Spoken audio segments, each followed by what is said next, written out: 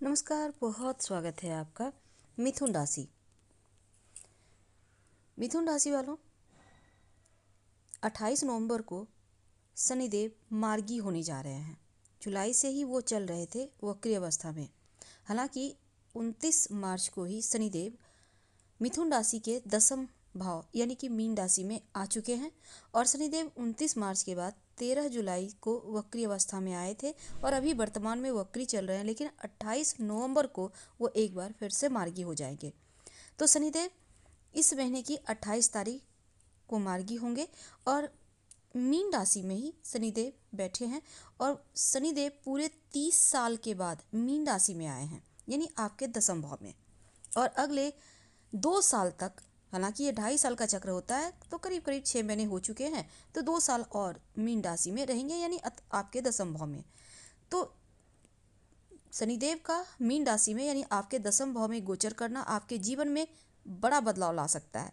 यह बदलाव कैसे आएगा, किस प्रकार होना चाहिए, शनिदेव कैसा फल देंगे, ग्रहों की स्थिति कैसी है, शनिदेव की दृष्टि की क्या कहते हैं, उनका दृष्टि प्रभाव क्या होगा, तमाम बातें जारी है। वीडियो के अंत तक बने रहिए।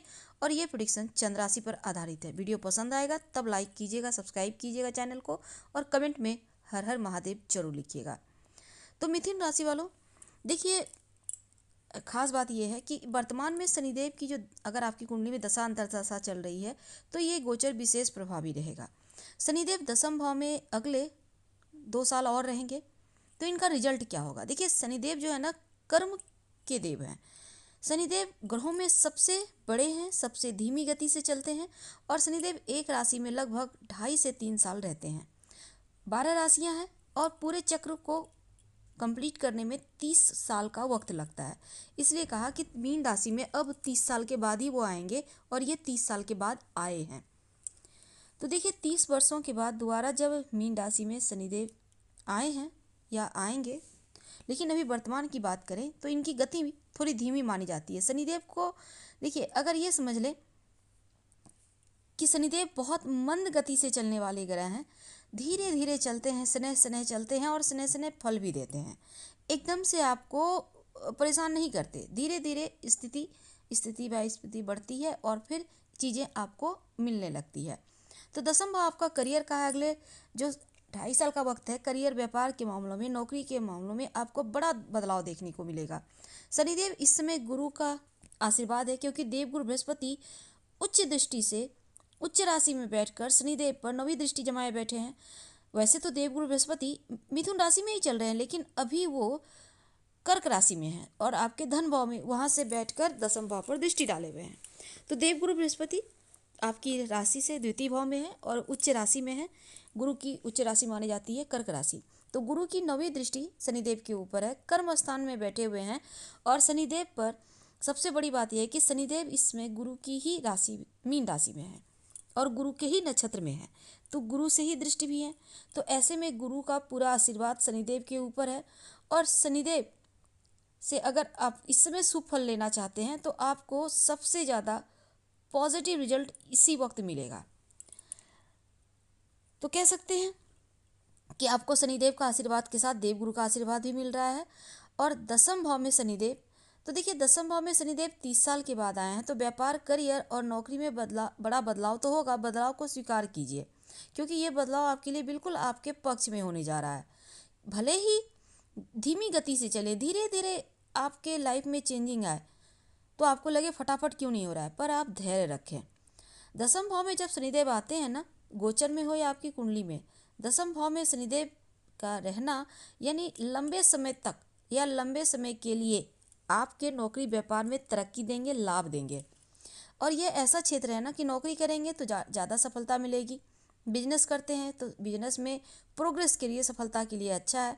अगर आप शनिदेव से जुड़ा कोई काम करते हैं, कंस्ट्रक्शन का काम है, हैवी मशीन का काम है, ऑटोमोबाइल का काम है, या फिर रोबोट इंजीनियरिंग सॉफ्टवेयर से जुड़े काम करते हैं, या फिर आप कह सकते हैं अगर आप माइनिंग है, लोहा, गैस, ऑयल, कोयला या प्रॉपर्टी का काम करते हैं, किसी भी तरह का काम, तो आपको यहाँ शनिदेव का गोचर ज़्यादा लाभ देगा।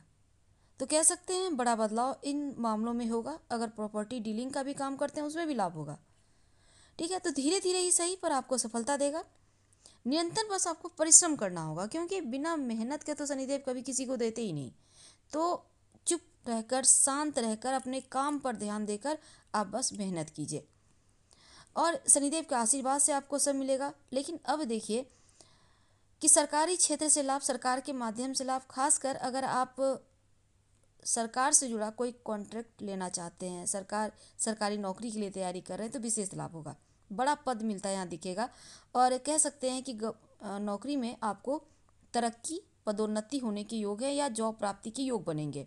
अगर आप पॉलिटिक्स के क्षेत्र से जुड़े हैं, क्योंकि शनिदेव आपको राजनीति में भी सर्वोच्च पद दिलवाता है, तो संयम रखें, धैर्य रखें। प्रगति भले ही धीमी हो पर आपको उच्च पद की प्राप्ति करवाएंगे। शनिदेव जो है ना, गुरु की दृष्टि से दृष्ट है और गुरु की राशि में है, मीन राशि में, गुरु के नक्षत्र में है, तो गुरु का पूरा यहाँ पर कह सकते हैं, गुरु और शनि दोनों का यहाँ ब्लेसिंग आपको मिलेगा। उच्च की राशि में गोचर कर रहे हैं, कर्क राशि में देवगुरु, तो गुरु के प्रभाव से भी आपके जीवन में, करियर में बदलाव आना तय है। तो आगे चलकर आपको करियर में सफलता मिलेगी, इनकम बढ़ेगा और सैलरी बढ़ेगी। व्यापार में भी आपको अच्छी सफलता मिलेगी। Banking, finance, share market, education, insurance के क्षेत्र से जुड़े लोगों को देवगुरु बृहस्पति की कृपा मिलता दिख रहा है और विशेष सफलता यहाँ मिलेगी। गुरुदेव धन भाव में बैठे हैं, उच्च के हैं, शनिदेव को देख रहे हैं, फंसा हुआ रुका हुआ धन भी आएगा। द्वितीय भाव में देवगुरु का आना आपके घर परिवार में कोई शुभ मांगलिक कार्यक्रम करवाएगा। मांगलिक उत्सव हो सकते हैं, किसी का विवाह तय हो सकता है, विवाह हो सकता है, संतान की प्राप्ति हो सकती है या फिर बच्चों की उन्नति हो सकती है। तो धन भाव में उच्च के गुरु कुटुंब स्थान में कुटुंब की वृद्धि करता है, तो परिवार में कोई न कोई सम्मिलित होगा, या तो विवाह या फिर संतान प्राप्ति यहाँ पर होता आपके लिए नजर आएगा। तो गुरु की दृष्टि की बात करें तो नवम दृष्टि जो है शनिदेव के ऊपर, आपके कार्य क्षेत्र में, जिस भी क्षेत्र में आप काम करते हैं, नौकरी करते हैं, बिजनेस करते हैं, तो आपको विशेष उपलब्धि यहाँ मिलेगी और कोई ना कोई अवार्ड मिल सकता है, कोई ना कोई सम्मान मिल सकता है। शनि की अगर हम दृष्टि की बात करें तो शनिदेव की जो तीसरी दृष्टि 12वें स्थान पर जा रही है, वह आपके बीमारियों का नाश करेगी, स्वास्थ्य में सुधार लाएगा। शनिदेव की 7वीं दृष्टि चौथे भाव पर है, तो शनिदेव की 10वीं दृष्टि 7वें घर पर है, तो शनिदेव की 7वीं और 10वीं दृष्टि चौथे 7वें भाव पर है, तो कहीं ना कहीं पारिवारिक उलझनें थोड़ी बढ़ाएंगी। तो परिवार की तरफ से कोई चिंता की विशेष परेशानी तो नहीं है, लेकिन आपको थोड़ा सा ध्यान रखना होगा, कम बोलें, मीठा बोलें। स्वास्थ्य, हालांकि स्वास्थ्य में वृद्धि करेंगे, स्वास्थ्य अच्छा रहेगा। शिक्षा के मामलों में भी बढ़िया है। उपाय क्या करेंगे, देखिए, ओम शनिश्चराय नमः रोज शाम में कम से कम 5 बार जप कर लें और सुबह में आप ओम बुम बुधाय नमः का 5 बार जप करें, क्योंकि आपके बुध आपके राशि के स्वामी हैं, उनको बल देना भी आवश्यक है। और गणेश जी को हर बुधवार के दिन दुर्वा अर्पित कीजिएगा। साथ ही गणेश जी को प्रणाम करके दिन की शुरुआत करें। छोटा सा काम है लेकिन मुश्किलें आपकी कम हो जाएगी। हम आपसे विदा लेंगे।